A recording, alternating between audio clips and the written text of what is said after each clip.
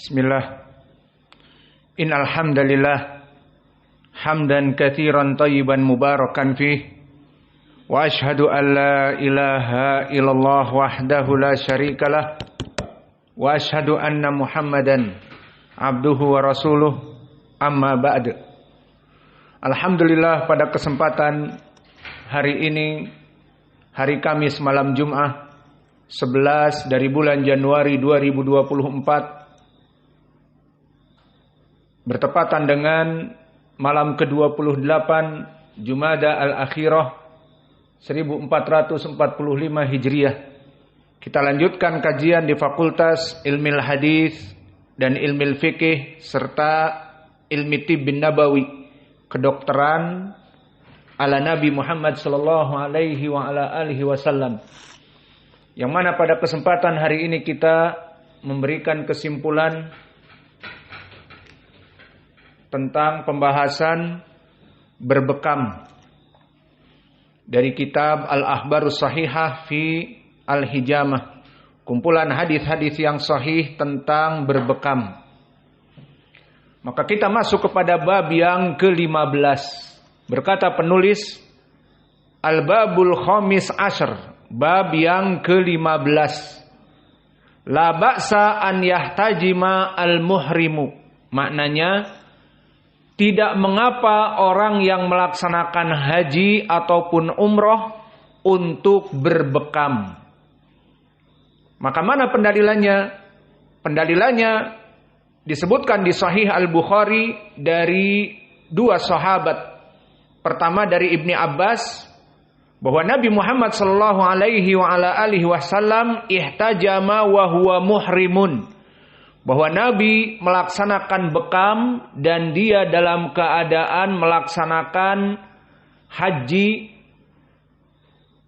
dengan menggunakan pakaian ihram. Maka orang yang dalam keadaan berhaji atau melaksanakan pakaian ihram, jika dibekam di badannya, di kakinya, maka ini jelas tidak membatalkan ibadah haji.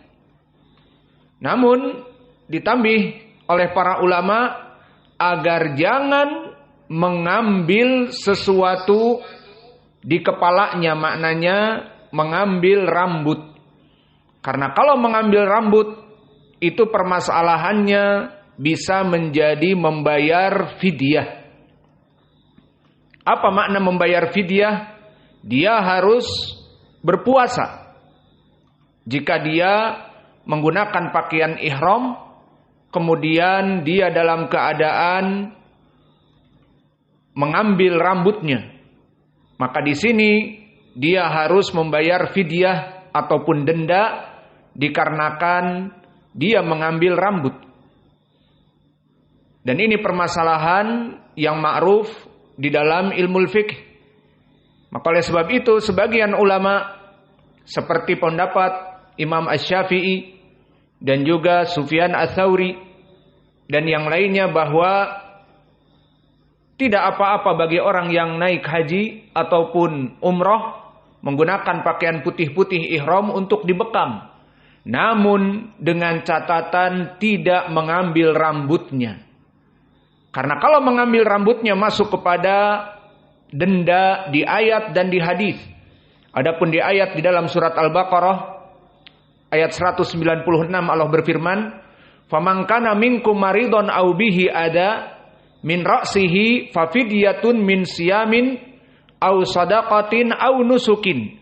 Maka barang siapa seseorang dalam keadaan haji ataupun umroh menggunakan pakaian ihram, tidak boleh mengambil rambut dari kepalanya sampai dia nanti tahallul kubro.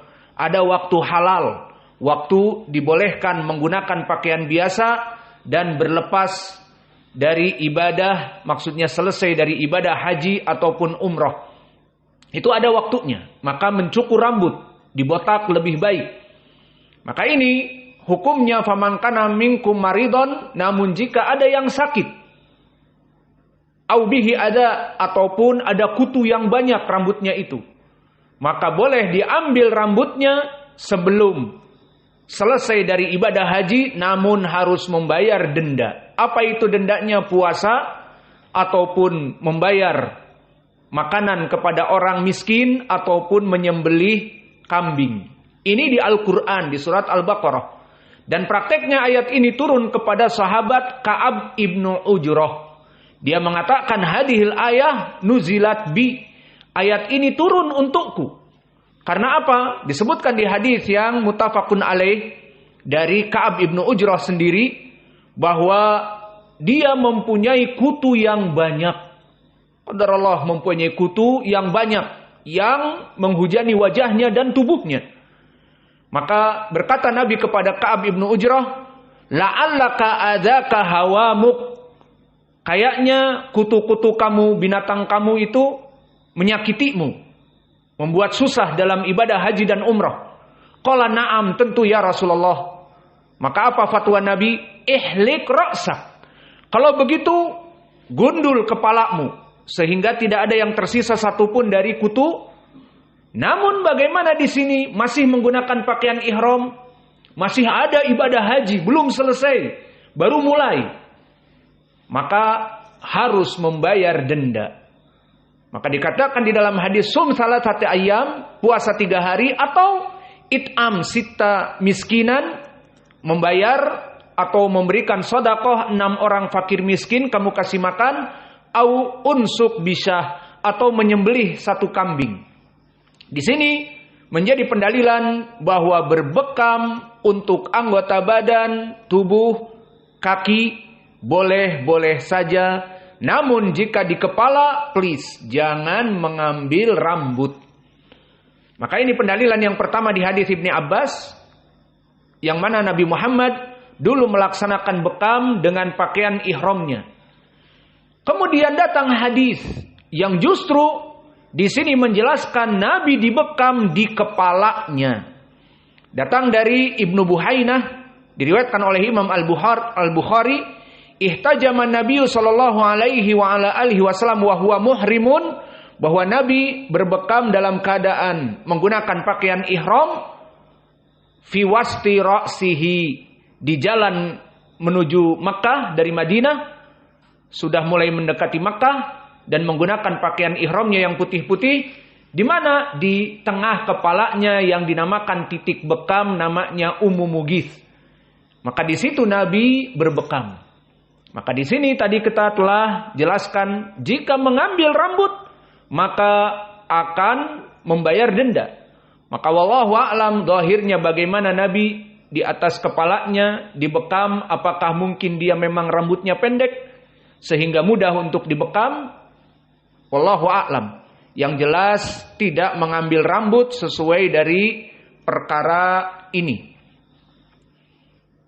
Maka di dalam hadis yang lain juga diriwayatkan oleh Imam Al-Bukhari, ihtajama Nabi wa huwa muhrimun, bahwa Nabi berbekam dalam keadaan Nabi itu berihram di tengah kepalanya. Dan di riwayat yang lain dalam keadaan muallaq, min syaqiqah, dari penyakit migrain di kepalanya. Maka Nabi di saat safar melaksanakan haji dalam keadaan perjalanan yang jauh dari Madinah ke Makkah, menggunakan onta, menggunakan kendaraan seadanya di zaman dulu, onta ataupun keledai. Maka kepanasan Nabi, tersengat matahari seperti para sahabat yang lain.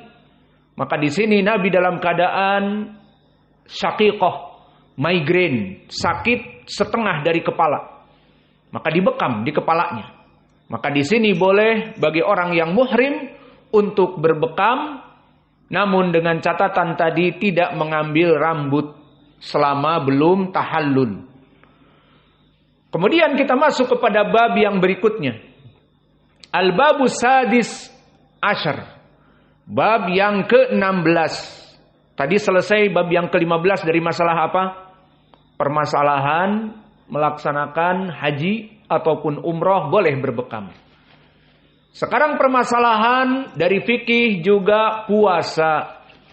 Maka puasa, terutama Ramadan yang wajib, kemudian kita sakit. mulai dari sakit kepala, sudah berhari-hari di bulan puasa. Maka bolehkah berbekam padahal sedang puasa? Ini masalah yang ke-16 dari bab kitab ini. Maka disebutkan oleh penulis al-hijamatu lam tufsidis siyam, bahwa berbekam itu tidak membatalkan puasa. Diulangi lagi, bahwa berbekam tidak membatalkan puasa. Mana dalilnya? Diriwayatkan oleh Imam Al-Bukhari dari Ibni Abbas. An-nisa wa talibat falyahdurna. Maka di bab yang ke-16 ini, orang-orang yang berpuasa boleh berbekam. Dalilnya di hadis Ibni Abbas, di mana Nabi, kata Ibnu Abbas, ihtajama wa huwa muhrimun wahtajama wa huwa shaimun. Bahwa Nabi berbekam dalam keadaan berpuasa dan dalam keadaan muhrim, menggunakan pakaian ihram. Maka ini dalil yang kuat tentang permasalahan boleh orang yang sakit butuh dibekam dan dia di bulan Ramadan, maka tidak membatalkan puasa sama sekali. Lalu kita masuk kepada bab yang ke-17. Di bab yang ke-17 ini kita akan masuk kepada permasalahan khilaf. Terjadi khilaf, makna khilaf adalah perbedaan pendapat sesama ahlu sunnah, yang tidak khilaf ini menyebabkan kita mencela dari kelompok yang lain, membid'ahkan dari pendapat yang lain, tidak. Maka khilaf ini khilaf yang ma'ruf di kalangan para ulama tentang apakah berbekam itu membatalkan puasa atau tidak. Maka telah terjadi khilaf di kalangan para ulama kepada dua madhab. Madhab yang pertama, mereka yang mengatakan berbekam itu membatalkan. Dan pendapat yang kedua, berbekam di bulan Ramadan ataupun dalam keadaan berpuasa, ucapan kedua tidak membatalkan. Maka mereka orang-orang yang mengatakan membatalkan dari salaf, mulai dari Ali ibni Abi Thalib dan Abu Hurairah dan Aisyah dari para sahabat, dan juga berpendapat dari Tabi'i Kabir Al-Hasan Al-Basri, Muhammad ibnu Sirin dan Atha, dan juga dari kelompok Itba'ut Tabi'in Al-Auza'i, dan dari kelompok imam madhab seperti Imam Ahmad, Ishaq ibn Rahaweh, dan dari Ashabul Kutub seperti Ibnu Huzaimah, dan yang berikutnya Ibnul Mundir dan Al-Khattabi. Maka mereka mengatakan orang yang berbekam di siang hari di bulan Ramadan batal puasanya. Adapun madhab yang kedua, madhab jumhur ulama, seperti dinukilkan oleh Imam At-Tirmidzi, bahwa al-jumhur lam yarau bil hijamah li shaim ba'san, tidak menyebabkan batal puasa. Dan ini ucapan Sufyan Ats-Tsauri, Imam Malik, dan Imam Asy-Syafi'i dan yang lainnya. Maka dari sini, dari dua pendapat ini, mana yang rajih?